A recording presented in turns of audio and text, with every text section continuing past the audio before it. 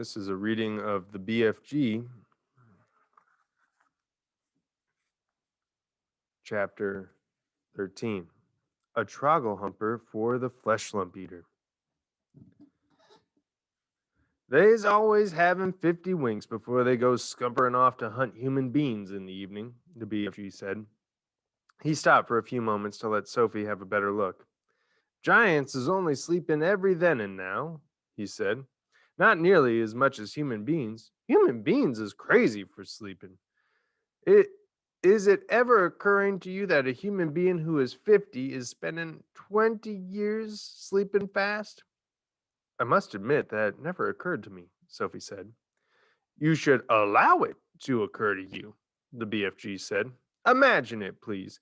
This human being who says he is 50 has been asleep for 20 years and not even knowing where he is, not even doing anything, not even thinking. It's a funny thought, Sophie said. Exactly, the BFG said. So, I is trying to explain to you that a human being who says he is 50 is not 50. He's only 30. What about me? Sophie said. I'm 8. You is not 8 at all, BFG said. Human being babies and little childers is spending half their time sleeping. So you is only 4. I'm 8, Sophie said. You may think you is 8, the BFG said, but you has spent 4 years of your life with your little eyes open. You was only 4, and please stop higgling me. Titchy little snapper whippers like you should not be higgling around with an old sage and onions who is hundreds of years more than you. How much do giants sleep? Sophie asked. They is never wasting much time snozzling, the BFG said. 2 or 3 hours is enough. When do you sleep? Sophie asked. Even less, BFG answered. I is sleeping only once in a blue baboon.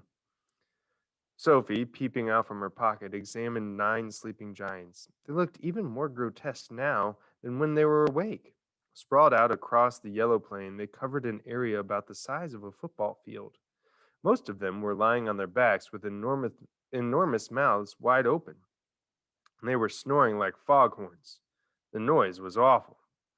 Suddenly, the BFG gave a jump in the air. By gumfrog, he cried. I is just having the most whoopsie whippling idea. What? Sophie said. Wait, he cried. Hold your horse feathers. Keep your skirt on. Just you wait and see what I is going to bring about. He galloped off fast to his cave with Sophie hanging tight to the rim of the pocket. He rolled back the stone, entered the cave. He was very excited. He was moving quickly. You stay where you is in my pocket, Huggy B, he said. We is doing this lovely bit of buckswashing both together. He laid aside the dream-catching net and but hung on to the suitcase. He ran across to the other side of the cave and grabbed the long trumpet thing, the one he had been carrying when Sophie had first seen him in the village. With the suitcase in one hand and the trumpet in the other, he dashed out of the cave. What is he up to now? Sophie wondered. Peep your head up good, the BFG said. Then you will get a fine winkle of what is going on. When the BFG came near to the sleeping giants, he slowed his pace. He began moving softly. He crept on his toes toward the ugly brutes. They were still snoring loudly. They looked repulsive, filthy, diabolical. The BFG tiptoed around them. He went past the guzzard gulper, the blood bottler, the meat dripper, the child chewer. Then he stopped.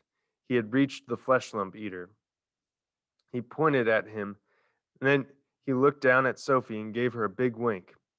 He knelt on the ground, and very quietly he opened the suitcase. He took out of it the glass jar containing the terrible, nightmarish Trogglehumper. At that point, Sophie guessed what was going to happen next. Ouch, she thought. This could be rather dangerous. She crouched lower in the pocket so that only the top of her head and eyes were showing. She wanted to be ready to duck out of sight very fast should anything go wrong. They were about 10 feet away from the Fleshlumpeater's face. The snoring, snorting noise that he was making was disgusting. Every now and again, a big bubble of spit formed between his two open lips, and then it would burst with a splash and cover his face with saliva. Taking infinite care, the BFG unscrewed the top of the glass jar and tipped the squiggling, squirming, faintly scarlet Trogglehumper into the wide end of his long trumpet. He put the other end of the trumpet to his lips. He aimed the instrument directly at the Fleshlumpeater's face. He took a deep breath, puffed his cheeks, and he blew. Sophie saw a flash of pale red go darting towards the giant's face. For a split second, it hovered above the face. Then it was gone. It seemed to have been sucked up the giant's nose. But it all happened so quickly, Sophie couldn't be sure. "We had better be skittling away quick to where it is safe," the BFG whispered. He trotted off for about 100 yards.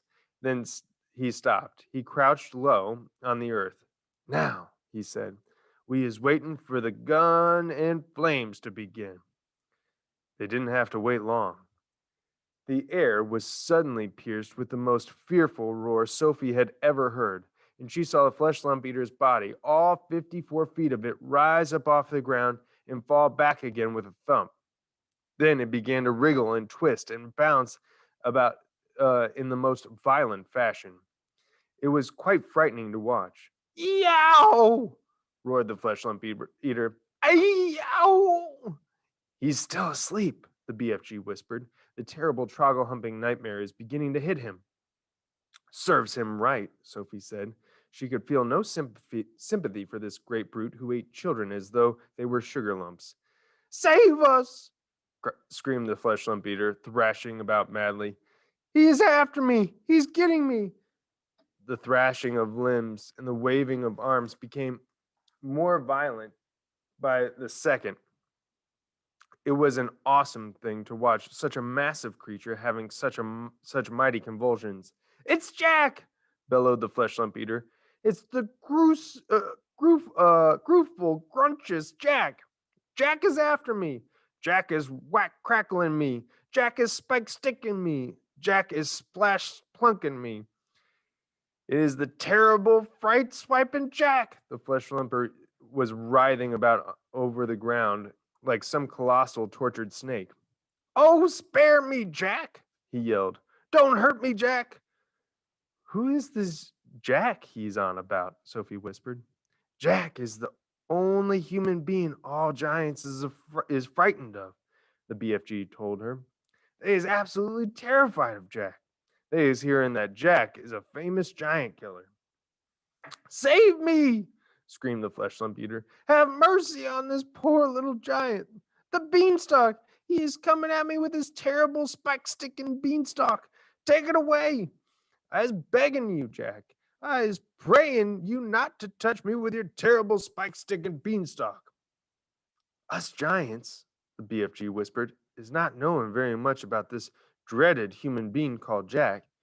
We is knowing only that he is a famous giant killer and that he is owning something called a beanstalk.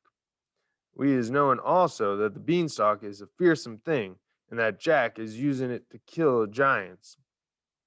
Sophie couldn't stop smiling. "What is you griggling at?" the BFG asked her, slightly nettled. "I'll tell you later," Sophie said. The awful nightmare had now gripped the great brute to such an extent that he was tying his whole body into knots. "Don't do it, Jack!" he screeched. "I was not eating you, Jack. I was never eaten human beings. I swear, I never gobbled a single human being in my whole life." "Liar," said the BFG. Just then, one of Fleshlumpeater's flailing fists caught the still fast asleep meat-dripping giant smack in the mouth. At the same time, one of his furious thrashing legs kicked the snoring guzzard-gulping giant in the guts. Both the injured giants woke up and leaped to their feet. "He is swiping me right in the mouth!" yelled the meat dripper. "He is bung-swaggling me smack in the guts!" shouted Guzzard Gulper. The two of them rushed at the Fleshlumpeater and began pounding him with their fists and feet. The wretched Fleshlumpeater woke up with a bang. He awoke straight from one nightmare into another. He roared into battle and bellowed, thumping to and tumble, and bellowing, thumping, rough and tumble that followed one sleeping giant after another, either got stepped on or kicked. Soon, all nine of them were on their feet, having the most almighty free for all. They punched and kicked and scratched and bit and butted each other as hard as they could. Blood flowed, noses went crunch, teeth fell out like hailstones. The giants roared and screamed and cursed, and for many minutes the noise of battle rolled across the yellow plain. The BFG smiled a big, wide smile of absolute pleasure. I is loving when they is all having a good tough and rumble, he said. They'll kill each other, Sophie said. Never, the BFG answered. Those beasts is always bishing and walloping at one another. Soon it will be getting dusky, and they will be galloping off to fill their tummies. They're coarse and foul and filthy, Sophie said. I hate them. As the BFG headed back to the cave, he said quietly, we certainly was putting that nightmare to good use, though, wasn't we? Excellent use, Sophie said. Well done, you.